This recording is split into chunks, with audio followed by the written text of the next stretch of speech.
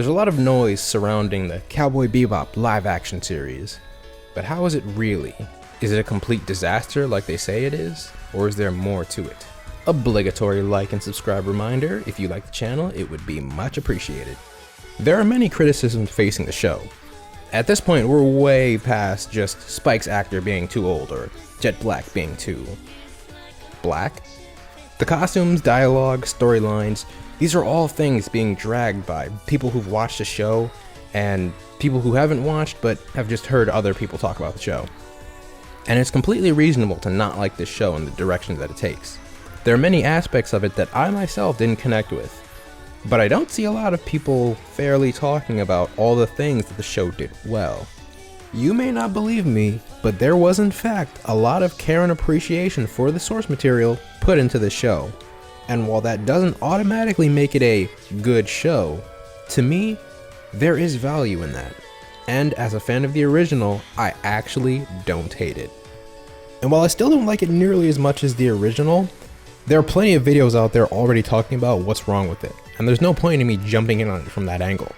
So, I'm going to be talking about the things in the live action show that I didn't dislike, because I'm just that quirky and different.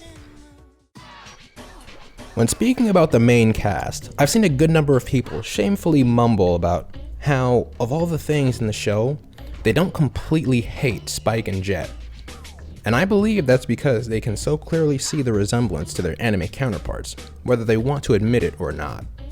There are so many moments where you can 100% imagine the characters acting out the new scenes in the show, like Spike going for a smoke break while hanging off the edge of a building, or Jet getting riled up talking about jazz.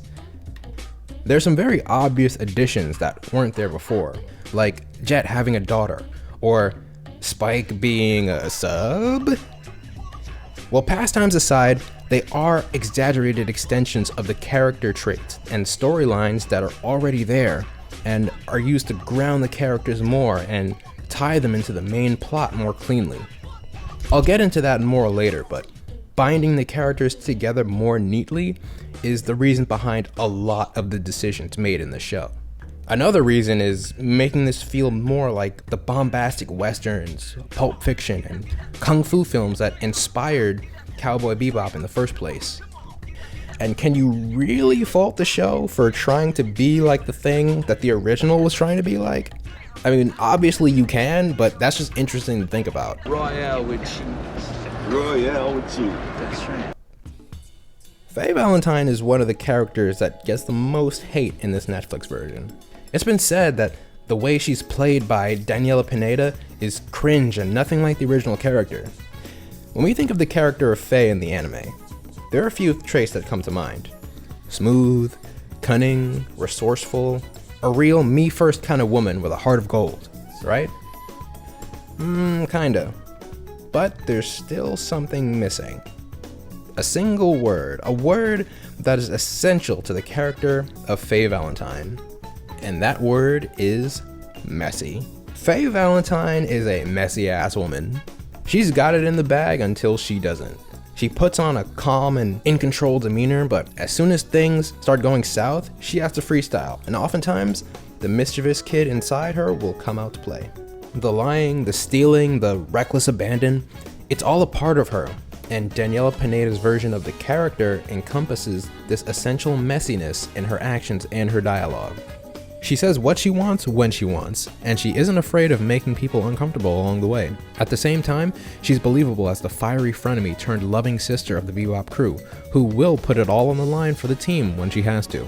The live action show was much less ambiguous about the team dynamic and how much the characters care about each other, which could be a plus or minus for some, but the main difference is just the live action Faye gets to this point a lot earlier than her anime counterpart. Another thing I thought was interesting was the fact that Faye, having been woken up from cryosleep with no memories, was forced to start her life all over just a few years before the start of the series. This means that, in some scenarios, she's without a lot of the wisdom and maturity that she needs. So, being kind of a dork who says lame stuff at times actually makes sense and wouldn't be breaking the character. We see hints of this in the animated version as well, but the more reserved tone of the show due to Japanese sensibilities hides a lot of that. But as is the definition of an adaptation, Adapting the characters to live action in a Western style yields the types of changes that makes these kinds of character traits a lot more apparent. Liking this kind of character is up to the individual, but that's not really related to whether it's in the spirit of the character or not. Hey, between the anime version and the live action version, which Faye ate dog food and told Ayn to go get a job? Here's a hint. It wasn't the live action one. Vicious and Julia. These are two characters that do indeed differ from their anime counterparts greatly. Now, I'm not dumb enough to go ahead and say that these two characters were adapted well, but I am dumb enough to think, well, why were they adapted the way that they were? The anime is very sparing with its appearances of Julia and Vicious. In the span of about 5 episodes over the course of 26, we're told the entire story of these two characters. We got to see a glimpse of Vicious's past, with Gren fighting in the war on Titan, which is a massive letdown that it was left out of the live action show. But aside from that, we don't have much to go on. With Julia, you can barely call her scenes a story. We spend more time with Spike thinking about Julia than we actually do with Julia. And it's not even like she's that interesting or special. She's just a very unlucky woman who Spike is in love with. Move this man! Yeah, I said it. She ain't got no personality. She died the moment she became relevant. Bite me, bro. Not really enough to make a narrative out of, is it? And with that said, the showrunners found it necessary to add more to them by giving Julia more of a self-serving personality in response to all the trauma that she suffered over the years. Which makes sense, to be honest. And to give Vicious, like, sociopathy and, like, a masculinity complex, I guess? I don't know. But in the end, it tied them into the story as a whole. Yes, what made the anime special is the minimalist approach it took to storytelling, and leaving things we don't see up to our own judgment and imagination. But I do think that there is also merit in exploring these characters in more detail as well. Do I agree with all the choices that were made with these characters? No, not really, but I do understand the desire to make them flawed humans. And with some tweaks, both of these characters could be a lot better going forward.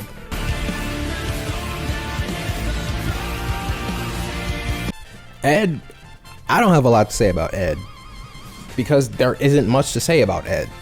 From the tiny bit of her that we see at the end of the show, she matches up exactly with my expectations for the character. No more, no less, and I'm happy with that.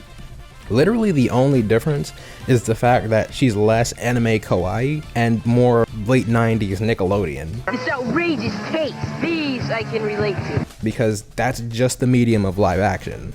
But the fact of the matter is that there's no pleasing people with her. People hate her because the character has been translated into live action exactly as she is in the anime.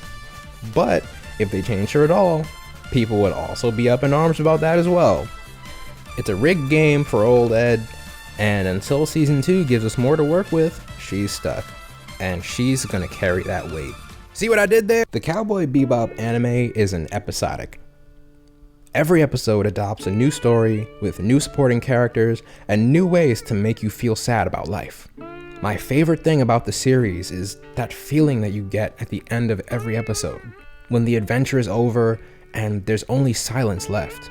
The end of every episode feels like a sort of goodbye, and the somber loneliness makes the fun memories all the more bittersweet.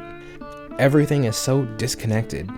Just like asteroids in space, they're floating in a void, and once they're gone, that's it. This applies to the characters too. They have backstories, but on the whole, they're not tied down to anything. They go where they please and do what they please. That's what makes the live action show feel different. Everything is connected and tied down to one plot, using Spike's story with the Syndicate as an anchoring point. Jet had an ex-wife in the anime, but when they brought in Kimmy, I was like, who? And with that, it changes the feeling. It gives us something to come back to. And ultimately, it does tie Jet's B plot with his family into Spike's plot with the Syndicate. It's a little random, but still, heck, even Ayn got to do a little something. And he's like the most perfect one on the show. Let me just say that now. But just to get it out there so you guys don't think Netflix paid me anything to lie about this show, as if they would bother with a tiny-ass creator like myself, the biggest thing I dislike about this Netflix version is the lack of depth. In the anime, there were so many times where you were made to ponder these grand questions of right or wrong or what it means to be alive. But in this, everything is much more surface level and doesn't get close to the depth that the original had. All the characters' issues are pretty surface level, and their solutions and takeaways are surface level as well. So again, I'm not saying that the changes make the live action show a masterpiece or better than the original, but it just adds another layer to it that I think is valid as well. There's a lot of love given to the original and the recreation of certain plots, such as the betrayal of Jet's partner and finding Faye's past. They're heartfelt and feel closest to what the anime was going for. I also really like that flashback scene where Spike went John Wick mode on those dudes. That scene was easily the most badass part of this entire series. We also got this really sobering character moment afterward, where he ends up killing the girl and solidifies his desire to leave the syndicate. If I could go back in time and remake the series, I would definitely change a lot of things, but honestly, I would keep this scene just the way it is. To put it bluntly, the anime is still the better experience. A lot of what exists in animation cannot exist outside of that medium. And I think that's another reason I don't hate that this show exists. I never went into it expecting it to be just like the anime, because that's pretty much impossible. While fighting a losing battle, this show still does its best to take what it has and do what it can. There are a lot of people who think that if the show wasn't so focused on being quirky and funny and just got more serious, then that would have fixed a lot of the issues. But in all honesty, that may have solved a few issues, but it would have still been missing the energy and intimacy that the anime had. The mediums just can't mix in our brains. Like, try thinking about a live-action Ghibli movie with like a big old bottomless Disney budget. It's still just not the same because it's not anime. The only decent anime adaptations I can even think of, and that I've seen, are, in my opinion, the Bleach and Tokyo Ghoul movies. And while they're mostly just fine as movies, they still don't stack up to what made this source material special.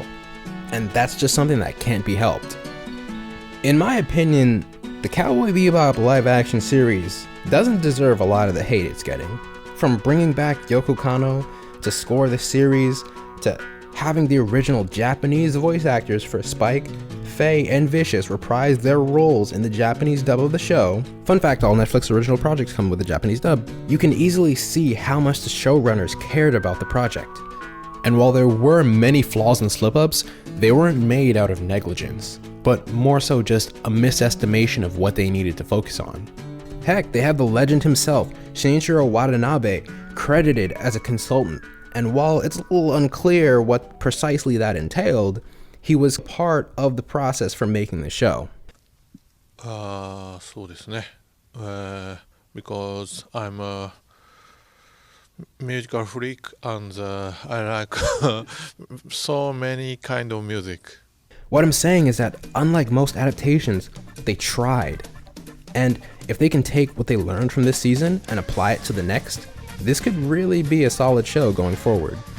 So for everyone saying that this is on the same level as the Death Note movie or Dragon Ball Evolution, ugly, soulless facsimiles that steal the name of popular anime for money and give nothing back to the fans or the world, I have a quote for you from the poet and philosopher Ski Mask the Slump God that I think beautifully summarizes this.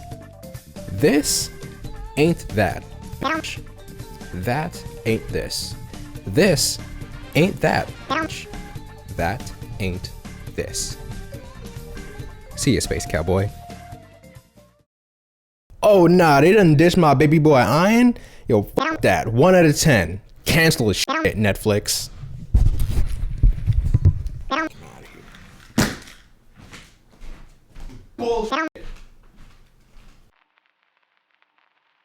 If you made it this far in the video, thanks for watching. Whether you agree with what I've said here, or think I'm super wrong and want to let me know, leave a comment below. As you can see by my more recent uploads, Doing this kind of review and discussion content is going to be my new normal going forward. It's fun having a place to ramble on at length about stuff without halting an entire conversation with another person to do it. We're also planning on putting out gaming content and doing Twitch streams and stuff, so keep an eye out for that as well. If you like these kind of videos and want to support the channel, a like, a subscribe, and a comment would be very much appreciated. And with that said, peace out, y'all.